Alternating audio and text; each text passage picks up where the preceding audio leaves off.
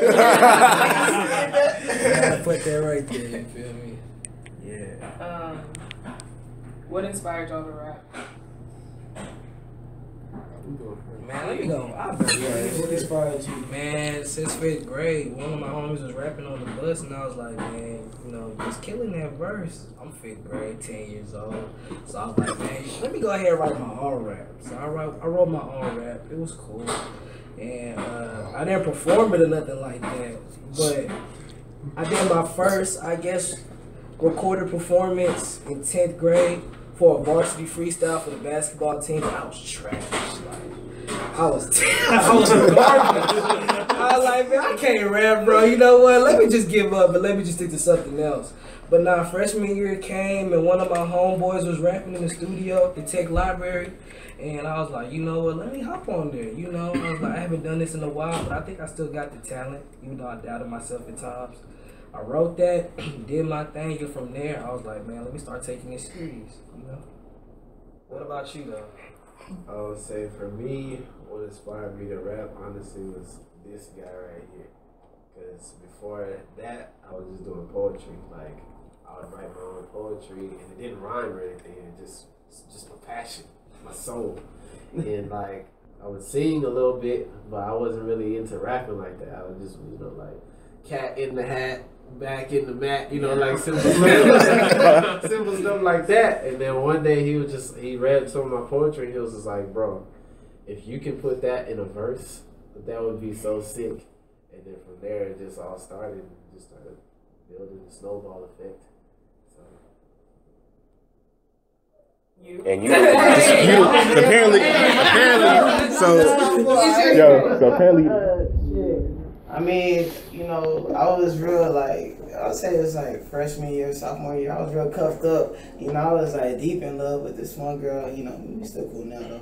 But, you know, and like when I was talking to her and shit, we were talking on the phone one night and you know, blah, blah, blah, blah, blah, whatever the fuck she was talking about. And I was like, I was like, you know, one day I'm gonna write you a song. So I was like, man, you know what? It's always been on my bucket list to like write a song or like actually make a mixtape. So I was like, you know what? I'm gonna go ahead and do that. So I wrote that song, and then from then on, just one thing after another. That's what it was. Yeah. It was nothing too much more to it.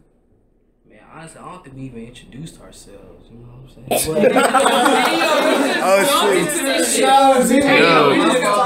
But it's natural though. It is natural, man. Yeah, we just got So for the people, what y'all go by? Gotta give an introduction. You know, my name's Udeem. Go by Magic Griffin. You know, you can follow me on Twitter, Snapchat, and Instagram, all _ Magic Griffin. So definitely, you know what I'm saying, follow me. My name is Seeking, and right now I don't really have a different title or different moniker, so it's Seeking. I'm in Seeking G. You can follow me on Instagram at Seeking _G, NSIKAN_G. On Twitter, you can follow me at CNCan, which is C, like you see, _N _Can. And that's it. Yes, sir. Hey, you gonna have to change your shit. All match, bro. Hey, none of y'all niggas is gonna say that. I think it's just cause how I peeped this shit. They got the YG effect. No, there's 2 YGs, my nigga. Yo, it's YG and YG Hootie, my nigga. Yo. But see, he don't go by Seeking, though. Go by Chris Johnny. So do go by Chris Johnny. Okay, there we go. CJ. Yeah, I go by Chris Johnny. Oh, There you go. Okay, Chris Johnny. It's spelled, speaking of it, it's spelled CHRYS. So, Facebook. Man, and on SoundCloud too. I do have a SoundCloud, Magic Griffin as well. You know what I'm saying? How forget about the SoundCloud? Hey, y'all gotta plug everything. Y'all can't be leaving out. Yeah, Matt. Well, shit. The SoundCloud is Seeking9 at SoundCloud.com. That's me. SoundCloud, Chris Johnny, CHRYS JOHNNY. There you go. Alright. All right. How would you guys describe your music? Oh man, my music appeals to all the masses. I talk about a whole bunch of things. The struggle of, you know, growing up in an African household where expectations are really high and you gotta live up to those expectations, you know. whether you want to or not. So I'm talking about the struggles in that perspective. Then also about love. I just talk about things that us kids usually go through while growing up. You know, you got your first love, you got your girlfriend who you was really in love with. Either she did you wrong or, you know, you did her wrong. Either or, you know, just talking about stories like that. And yeah, what was your question again? Damn. How would you describe the music, man? Oh yeah. I was about to go on a whole other tangent, man. But nah, I just make music for everybody to relate, you know. As far as fans, I want both male and female, so it's just like not one gender can feel like, oh, it's more towards me. Like, nah, I make it for everybody to relate. I would say I describe my music as, I want to say weird, but I would say alternative. Like, I do a little bit of everything. So like he was saying, like I would like my music to appeal to all the masses. And I mean, naturally, I'll talk about all the same type of stuff, you know, family, love, drugs, sex, all of that stuff, but just coming about a new way to express that. So I would say the way I describe my music is just alternative expression. Like, I might not use a normal, you know, kick drum beat to express how I feel. I might use like some, you know, like a guitar or some electric guitar or something like that, or with a piano and a harmonica, like just all kinds of random, you know, so just alternative. Shit, I would describe my music just as me, like my life experiences, things I experienced talking to other people, you know, seeing what they've been through in their journey, and, you know, trying to make sure like this movie I see in my head is visible to the person that's hearing this. Like, can you envision what I'm talking about? Like, if you can, then we one step closer to being on the same page, and then you feel me. You know, you want to listen to my music, all the other shit, you know. So that's pretty much how I describe my music in a nutshell. For real. I guess one question for me would be like, how y'all feeling about like 2015 hip hop wise so far? Like, I mean, shit, I couldn't tell you, man, because I don't listen to this shit. Like, I mean, I would love to listen to it, and I would love to, but, you know, you're trying to do your own thing, so you're you not kind of got really to focused. block all that. Exactly. Now, if I sound like him in 2015, and he's in 2015, and you're like, he's a fake version of him, I'd rather be myself. I like that answer. What I feel about 2015, I feel that we're moving into a completely different genre of music, to where you won't necessarily be able to confine it to just, this is rap, this is hip hop, this is R&B. I feel like we're almost like just mixing everything together to where it's gonna be a whole different form of music. Yeah, I feel like that's the lane that this whole industry is going into. Most definitely. I feel like with 2015, like you said, you got all these different types of music, and you trying to put it all into hip hop or rap, but they doing too much within their music that you can't even categorize it within that certain category. Like, I feel like with 2015, we're expressing ourselves in a much different way. Like, everybody's taking their own definition of hip hop or rap and making it their own twist to it. Like, nobody's really sticking between the lines. Everybody is doing things out of the box, out the ordinary, and just trying to really, you know, I guess you could say, just put that as their own title of music, you know? There's no such thing as 2015 hip hop or 2015 rap. Everybody's either doing trap, or it's a lot of trap music for 2015, I would say. But people trying to make their own version of trap music and interpret it a different type of way, you know? I guess that's how you would just say it. What were your influences? Like, who did y'all listen to when you were growing up and you were like, he's the shit? Like, Obviously, Lil Wayne. Lil Wayne, fucking Jay-Z, Kanye West, Cool G Rap, Rakim, Raekwon, Nas easily. Nas off top. Nas is like, bro. Nas is like, you feel me? Like, you know what I mean? Like, Nas is Nas. Nas is Nas. Like, that dude, you know, like, it's so many. I could really sit here and just name influences the rest of the interview, so that's not what I'm gonna do. So yeah, I'm good. I would say for me, I listen to a lot of everything. Like, I would have influences.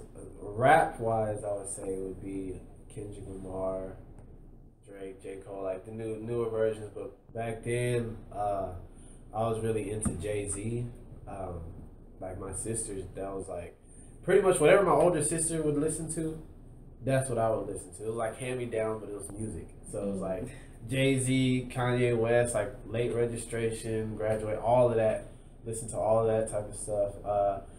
I dabbled a bit in Nas. I was actually more into Eminem than Nas. I went through like just a random, crazy, like 9th grade, 8th grade, just you know, that type of stuff. And so a bit of Eminem. I didn't really go that far back as far as old school. Singers, Usher, Chris Brown, he was like 16. This man does everything. Yeah, like when I was what, like 8th grade, 7th grade, you know, before I hit puberty, I was able to hit the higher notes. So I'd always be in my shower just here we are, you know, all of that type of stuff. You know, I'll be into that type of stuff, and then like women, Sierra, I love Sierra. Just all kind of people. Really. She's with Russell, bro. Hey, Sierra, hey, I asked people who would be behind Beyonce. It would be like as entertainment. I would be behind Beyonce. Hey, like after that, it would be like, yeah, it would be Sierra. Yeah, I got it. Beyonce. I know, but like after entertainers, like we're talking about the biggest entertainers, it'd be Beyonce, and then it would be Sierra. No, Nicki Minaj is coming up there now. Well, no, that's she's a rapper. Oh, it's talking about singers. Yeah. You're talking about singers. She's a rapper. Okay. You're right. So yeah, Nicki does everything. Jamie Foxx too. Sorry. Yeah. Jamie Jamie Foxx is Foxx. talented, bro. Yeah. Yes. Man, my influence is Isaiah Rashad, Yes. Kendrick Lamar, J. Cole, Biggie, Nas, Eminem. I listen to Cole, but not really too much of an influence. Yeah, that's really about it. I'll definitely say like those are Big Sean, Big Sean, and Meek Mill, yeah. That's That's really talking. Meek Mill go hard as fuck. dude right there, yeah. Definitely those artists right there. You know, those are my main influences.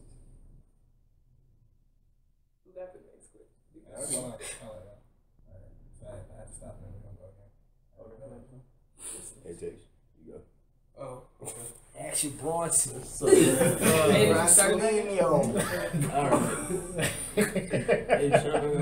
Oh, okay. I guess I'll go with what Bronson would ask. What's your favorite meal, bro? He's talking about we finna in the car. We finna go on a tangent on food, man. Hey, yo, So you know we love it. I can only eat one thing.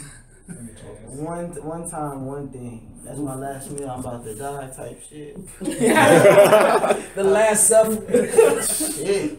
I'm about to eat some fufu. You feel me? I'm finna have my auntie, R.I.P. auntie. You know what I'm saying? She used to be in the kitchen whipping up all types of okra soup, fresh fish, fresh beef, shrimp, everything on it. You know what I'm saying? So I would eat that shit right before I die. Hey, let them know what fufu is though, bro. Fufu. I mean, I can't even explain it. You know what I'm saying? Like in a way that somebody that's not Nigerian will understand. And without me compromising what fufu really is to get you to understand that. And I wouldn't want to be that person to do that, unfortunately. damn, it's that deep. Hey, yo, for real? That got hella feeling. Hey, yo, you sound like The delicacy. he said, I don't even want to do this. I'm sorry. What's your favorite meal, bro? My favorite meal that I can eat every single day.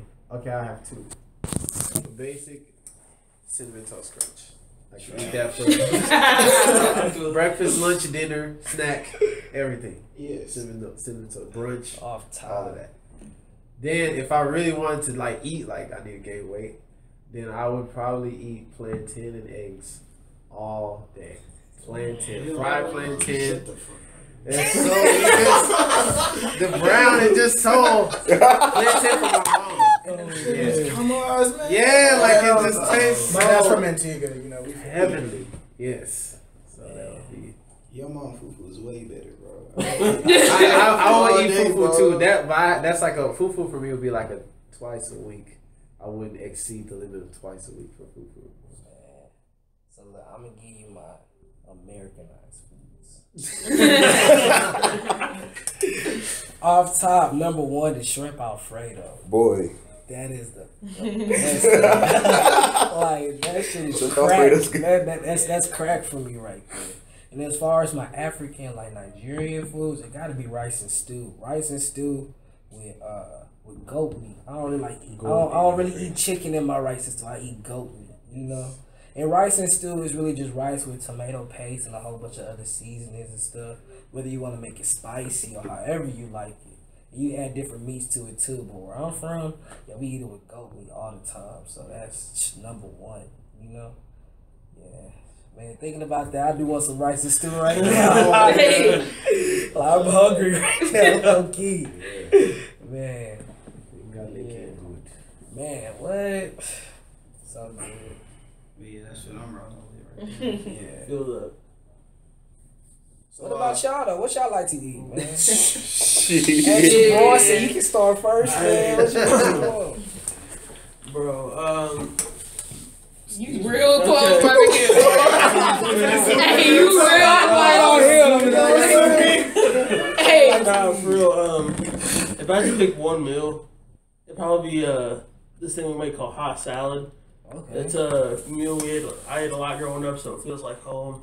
And it's just ground beef with some broccoli, bro. That's it. Oh, okay. And so then you can add other stuff, like I put hot sauce in it. And Jake like Jake's so black. What about you? What's your favorite food? This is gonna be weird. Spaghetti. Like I just like spaghetti. Okay. my mom- Anything special done to the spaghetti? No, it's like sausage, like different types of sausage and shit in it. Uh-huh. That's how my mom makes it.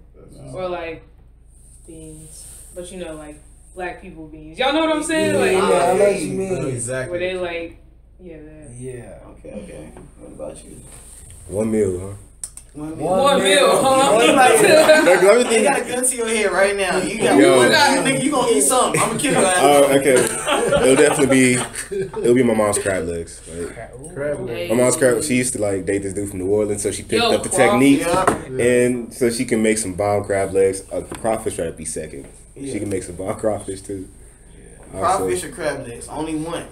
You got. I'll take the crab legs. I just like crab. Yeah. Crawfish is a bit too hard. It's too much work. It's to too get much work to crawfish. get this out of I the mean, way. My dad from Louisiana, crawfish gotta What go about in you? Look, I ain't even got to think about this. My mom's gumbo. My mom's Boy. seafood gumbo. there. He from the South. Fam. Bro, You I said it. swear He to from the God, South. Yo, you want to know Low-key, that can't be number one right there. Yeah. That's Gumbo. my mom makes no gumbo too. Like she kills. Seafood gumbo is the best gumbo. Oh my I remember. God, that would be so. It's lit. Like every time I come home from us being here, like she's like, "Oh, is it gumbo?" And I'm like, "Oh, hell yeah!" Like it's the best thing in life. Like That's live. yeah. That's what I need my mom to make when I go back I home. know, right, man. I know, Give me right. some gumbo and I'm A-okay. You know.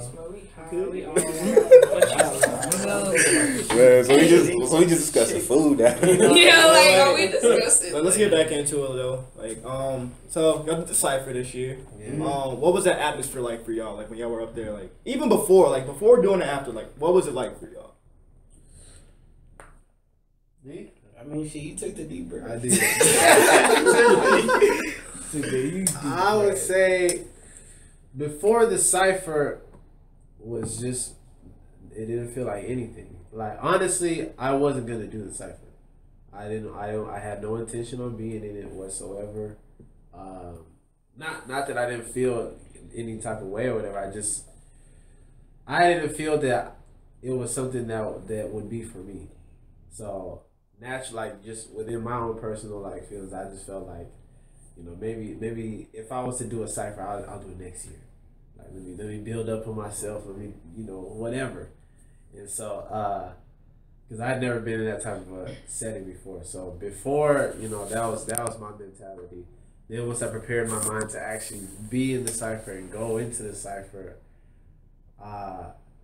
during that process of writing and stuff, it was just kind of like it's like a war room. Like you just, it's like a battle room. Like you're in yourself. I lock myself up in my room, confine myself to where it's like maybe even turn off the lights, dim down the lights, and just imagine words all throughout the room. And you pick this word from right here, pick that word, and you just piece them all up to make a verse. And you just kind of imagine the storyline with that verse, so where you're trying to have a conversation, but it's in the form of rhyming. Then during the actual cipher, it felt like, it reminded me of like 8th grade football, like a football game, and it's like the championship game, and it's you and it's all your teammates, and it's like it's us against the world. Like we gonna win this no matter what. Each verse is like a different talent. So it's like he can offer this, he can offer this. Just like quarterback can only throw, running back can do this, receiver can catch. We all have something to add to where we all complete and execute at the same time.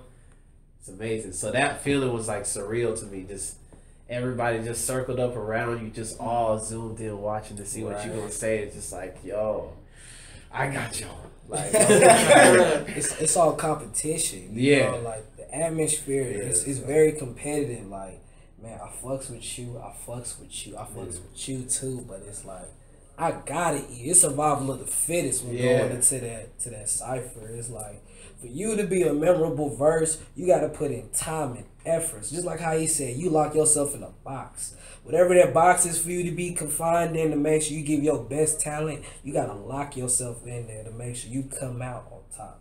You know? And it's like going into that cipher, it's like, man, it's not really you feeling nervous, but it's like, bro, you so anxious to see, man, like, how am I gonna do? You know you gonna kill it, but it's like, are you gonna give it your all, which is what everybody's expecting you to do? Or are you just gonna be like, man, I'm letting the hype give to me, I can't really perform the best way I want to perform it, and you're not giving it your all, but it's like you giving it like 80%, you know? And it's like, when I came into there, I'm like, man, I gotta make sure I perform, I do my thing, you know? I was writing, doing everything I can a couple days before the cipher to make sure everything was good. Now this is the chance right here to make sure I prove myself to who I want to be. Whether I'm going to live up to it or not, you know, that's like the attitude you going into with the cipher, the atmosphere. Shit.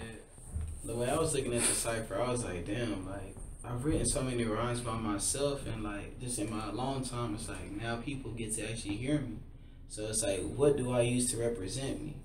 But then it's like, damn, I'm so conflicted because right now I still gotta do well in school, you feel me? So I can't devote all my time to my cipher like that. Can't devote all my time to school like that. So I'm like torn in between, but at the same time I'm still writing little shit in between. So when it comes to my literal verse, I mean, to me, I didn't get to put as much time into it, as much effort into it, but I still know it was a good enough verse to represent me. Now, when I went out there, it's different because I practiced in my mind, in my dream world.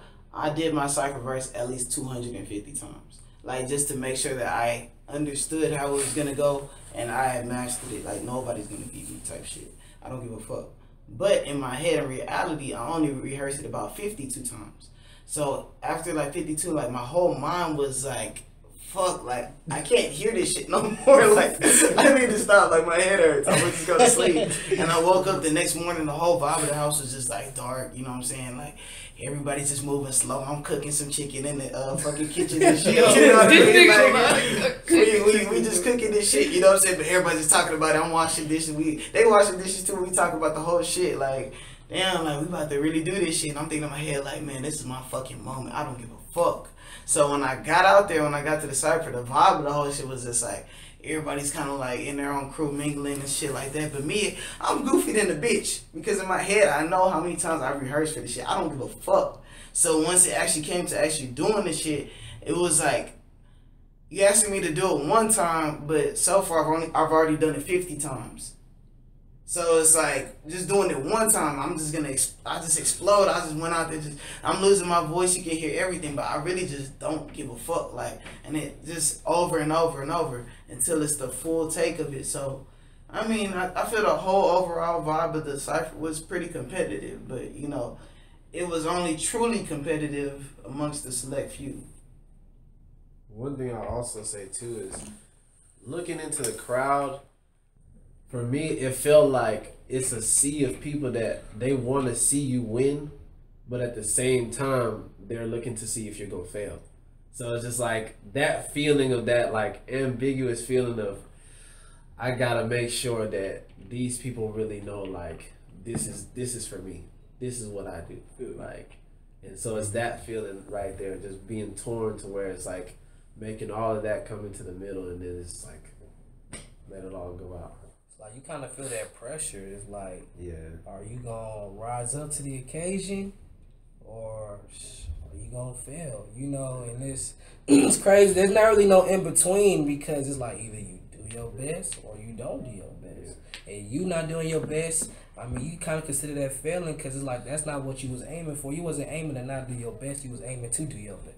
You know, so it's like there's really nothing in between that. So you feel that pressure, but I feel for many of us, we rose to that occasion and we made sure we did our best when it came to that cipher.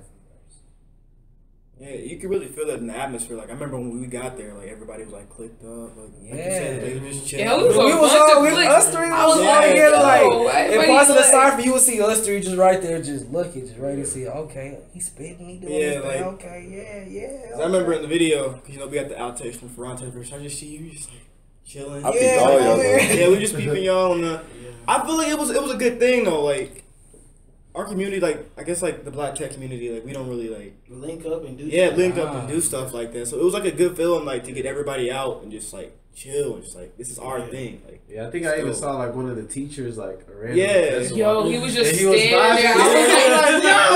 He was like the old white man. I was like, oh snap! And then be like, yo, walking by like, what is like, what like be involved? And then he started like, I was like, he was like feeling it, like they were into it. It's like it's a good feeling, like to be able to share that space, like that culture with other people. Because I know a lot of people at Tech don't know about that. I mean, but at that time, I feel like a lot of people at Tech do know about that. But it depends on what atmosphere, what city, where they let that be known. You're right. That's cool. And one thing I'll say that's really exciting, that I also like found out from the aftermath is like, it's exciting to discover like things that you didn't even know was gonna happen.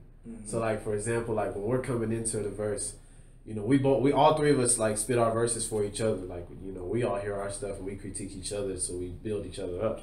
So like it'll be parts in his verse and I'm like, yo, people are really gonna feel this line right here. And then there's this line right here, okay, it's, you know, it's a filler. And then you get to the verse and the line I thought was a filler, everybody, oh! And it's like, okay, okay, and it's like the same with all of us. So like there's certain parts, for example, in my verse where I'm just like, okay, I just need a word right here that rhymes with this. Rhyme with frog, log. Okay, right there. And then I say that, and then it's just like, oh snap! It's like, oh man. But that's in the middle. You still doing your verse, and you still hear the feedback. So it's like you're trying to finish the verse, but while you're finishing the verse in the back of your mind, it's like, dang, they really like that one line that I just thought was gonna be whatever. And so I think that's another like great feeling, like things that were unexpected that you didn't even know was gonna happen from being in the cipher and just your verses. I got this. Because we got 4 minutes left on that tape, and I can already tell what you about to say about to take more than 4 minutes. He said, "All right, like you have to prepare." What's up, bro? Go ahead. All right. So, what's y'all's process when you write? Man, it's crazy, bro. I don't really have a process like that. Like that's the crazy thing about it. Like at random times it'll just come to me. You know, like it'll be many verses. Like I just recently did a verse of this 10 Crack Commandments by Biggie.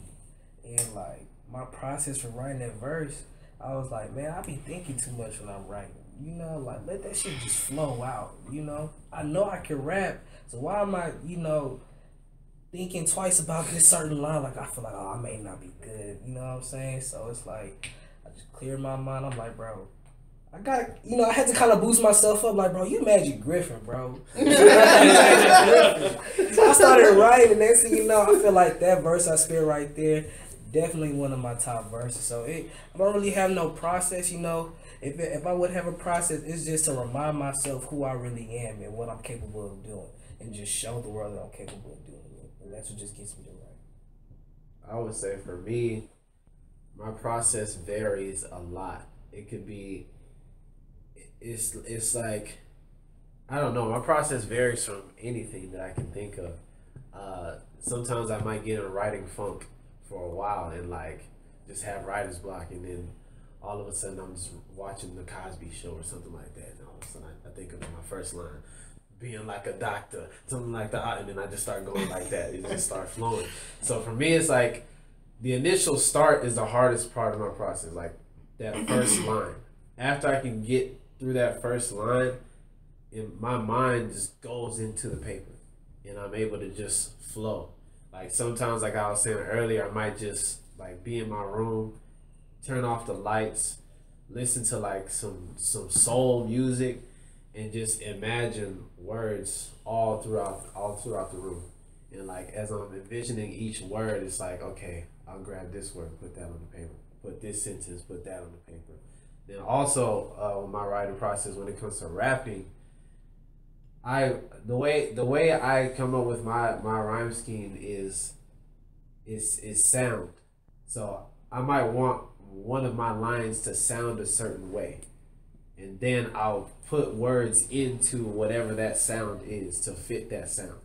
So instead of like just writing words and then making them all match, it's like I have like a slot of how I want this line to sound. Like 1 2 3 1 2 3 instead of 1 2 3 1 2 3 4, you know, something random like that. And then I'll put words to fit to match those syllables that I envision in my head. So my writing process would probably be something like I'm in like a certain dream state, you know, and in that state I just see what the fuck I'm talking about. Like my whole song, what's the concept, everything. I see it all, and I'm just watching it to myself, and I try my best to explain that what I see on the paper, and you know, I find it sometimes a challenge to get into that space, you know. But once I'm in it, nothing matters. Not even the opinion of anybody else. Just what I think is the only thing that matters. And then every time it's finished, it's good. But you know, usually whenever I write, it's probably like just like a boost of just energy. You know what I mean? I just go straight in, and I might have half a verse that's like, man, that shit is crazy, you know. But then I hear the beat again, but I don't get that feeling. Then I move to the next one, the next one, the next one. Then one of them might be fully complete. Then it's like, oh, that's a tight song. You got a nice song. So that's what it is for me.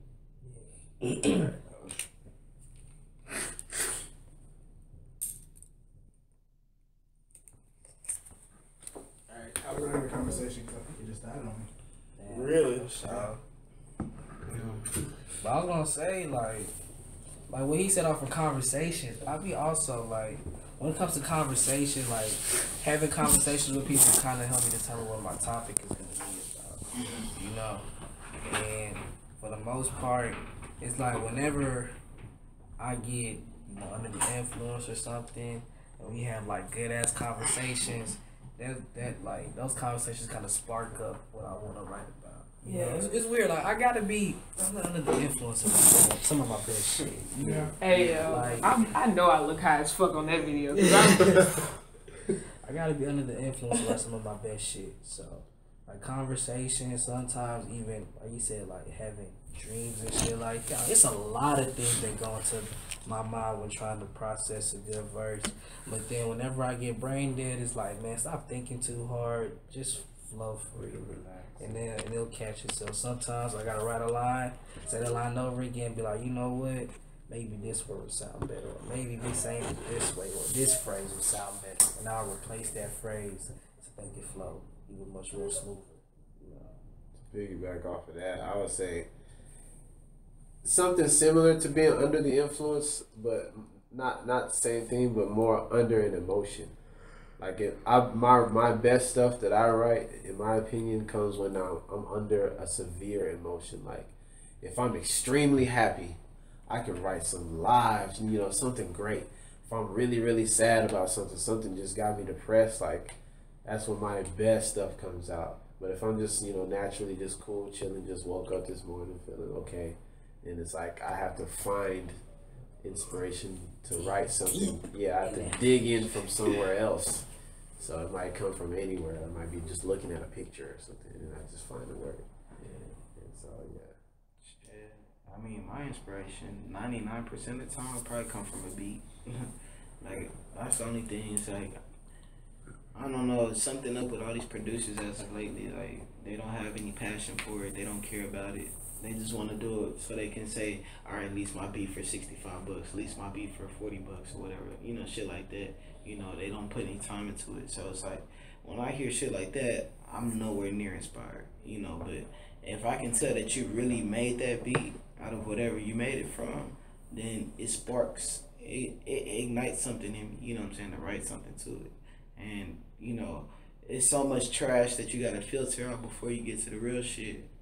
And you finally get to the real shit and you just, you know, you write something to it. But as I said before, my writing process, I might burst, you know what I'm saying? And then I gotta like, shit, like I don't feel that same way about this beat again. And it's another searching through the trash and shit like that, so. It just varies. We should just end it right here and then, well, is the camera good? No, it's charged. I got a charge. Oh, shit. We gotta wait a minute. I mean, we still recording, like, on the phone. So. Oh, no. You got anything else? Well, I'm saying, what y'all wanna do? Like, Cause like why y'all just maybe we could start cause like babe, what if when the battery's done charged, we ain't got nothing else to ask and shit like right. I mean, y'all want to take a quick time out? Like, let's take a time out. Yeah, for sure. Hey, yo, y'all I'm sorry.